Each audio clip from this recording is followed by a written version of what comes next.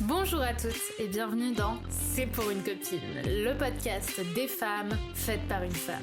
Je suis Brenda Boucris, fondatrice d'Attitude Séduction, chef d'entreprise, experte en amour et en relations hommes-femmes, et j'ai aidé quelques 500 000 personnes à devenir plus ambitieuses, plus alignées et plus séduisantes.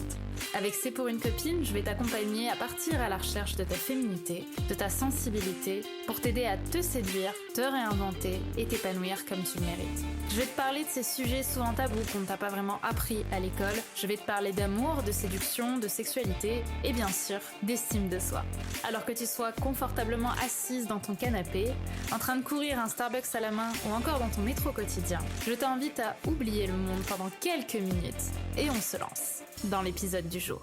Pourquoi je fais tout foirer avec les hommes? Tu connais cette situation? Tu sais, cette situation où tout va bien avec le mec que tu rencontres, vos rencontres se passent bien, la vie est belle, le rapprochement se passe bien aussi. Et dans ta tête, t'es un petit peu là à te dire « Ouais, ça y est, je crois que là, je coche toutes les cases. » T'as le sentiment de tout faire bien. Sauf que, voilà, tout se passait bien dans le meilleur des mondes. Sauf que, voilà tout.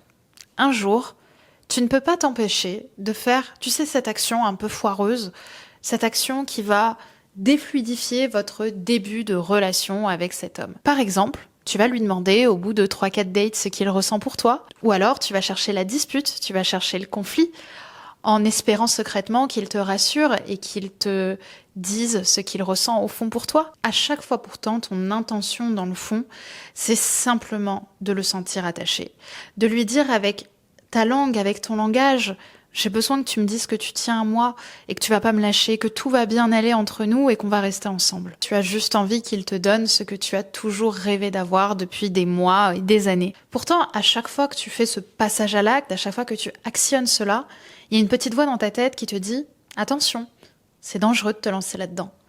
Mais c'est plus fort que toi. » Tu te sens l'envie de tout lui dire, de tout lui partager, d'embrasser cette intensité au fond et ce besoin profond et intense d'être assuré. Alors tu passes à l'acte, sauf que ça ne se passe pas du tout comme tu l'aurais espéré. Au final, à ses yeux, cette action sort de nulle part. Tu te sens prise pour une folle, tu sens que tu t'es foirée. Tu fais tout ce que tu peux pour te rattraper. Mais c'est trop tard. Il prend ses distances et finit par te quitter. C'est le drame. Alors que se passe-t-il ? Pourquoi, alors qu'une petite voix au fond de toi te disait « Attention, tu vas faire une connerie », tu t'es senti dans l'urgence, dans le besoin viscéral de passer à l'acte? Eh bien, c'est ce qu'on va voir dans cet épisode. En fait, je t'ai déjà un petit peu spoilé ce qui se passe à ce moment-là pour toi. En fait, il va y avoir une action toujours irréfléchie, c'est-à-dire sur le coup de l'émotion, sur le coup de la panique, sur le coup de l'intensité, qui va venir bouleverser l'ordre préétabli.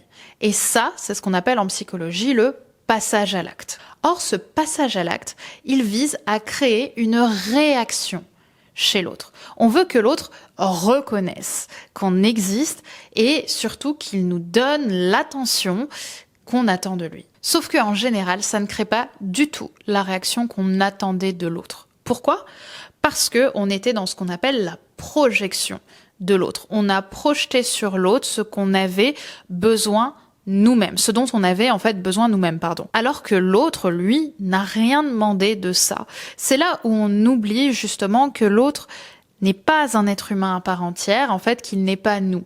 Et notre projection, notre besoin intense de réconfort, de reconnaissance, l'autre n'en a pas conscience et surtout n'est pas un besoin pour lui. Donc, il ne va pas comprendre votre réaction et tout ce qui s'est passé dans votre tête à vous. Ce qu'il faut comprendre avec les passages à l'acte, c'est qu'ils viennent justement parce qu'on a voulu établir quelque chose intellectuellement, par exemple, je fais tout bien avec cet homme, qui n'est pas complètement établi dans notre inconscient, qui est même la plupart du temps pas établi du tout.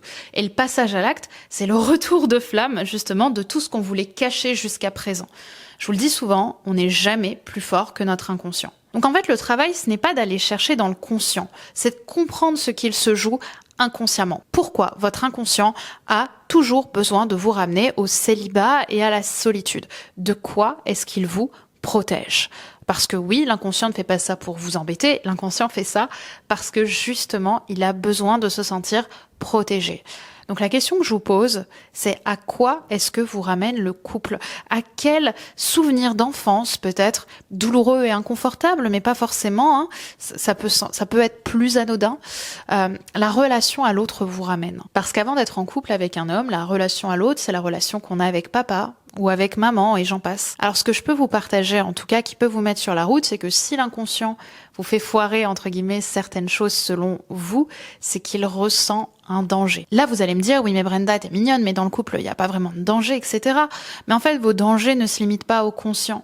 Le danger, c'est pas la survie telle qu'on l'imagine de manière extrême. C'est comment est-ce que l'autre peut être un danger pour moi, physiquement, moralement, mentalement. Comment est-ce que l'autre, quand il va rentrer, par exemple, en intimité avec moi, va être un danger? Quand je vais lui montrer ce que je ne veux pas que les autres voient de moi, là, ça montre un danger. Donc l'inconscient, ce qu'il note probablement, c'est que par le passé, vous avez identifié la relation à l'autre comme un danger. Comme je vous l'ai dit, le couple, c'est être vu par l'autre, par exemple. Vu par l'autre en dehors de tes masques. Alors, est-ce que il t'est arrivé parfois de te sentir en danger, plus jeune, quand tu étais complètement toi-même? Est-ce que tu t'es déjà sentie rejetée, petite, en étant toi-même? Par papa, par maman, par l'école, et j'en passe. Comment tu as pris la réaction des autres quand tu étais vue telle que tu étais?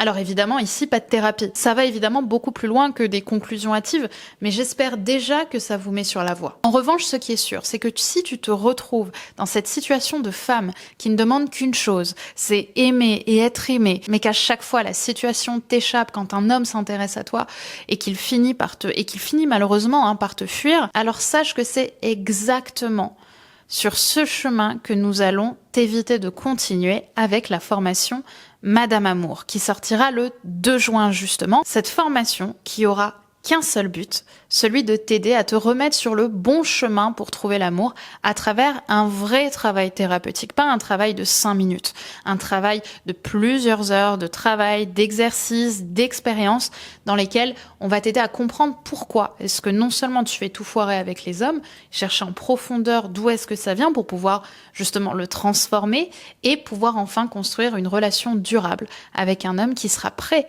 à s'engager avec toi. Madame Amour, c'est ma promesse de vous accompagner à faire ce chemin thérapeutique de prise de conscience et de vos ombres dans vos relations amoureuses, mais aussi sur des axes de travail très profonds pour pouvoir petit à petit traverser ces ombres et enfin rencontrer l'homme sexy et sécurisant que tu attends. Donc, si ce chemin thérapeutique t'intrigue ou te parle et que tu as envie d'en savoir plus, j'ai mis en place une liste d'attente pour la formation Madame Amour qui est disponible juste ici, juste en dessous, en description et qui te permettra d'avoir des informations et du contenu exclusif pour mieux comprendre les relations hommes-femmes, mais aussi et surtout pour mieux te comprendre toi dans tes schémas saboteurs. Donc le lien, il est juste en dessous en description.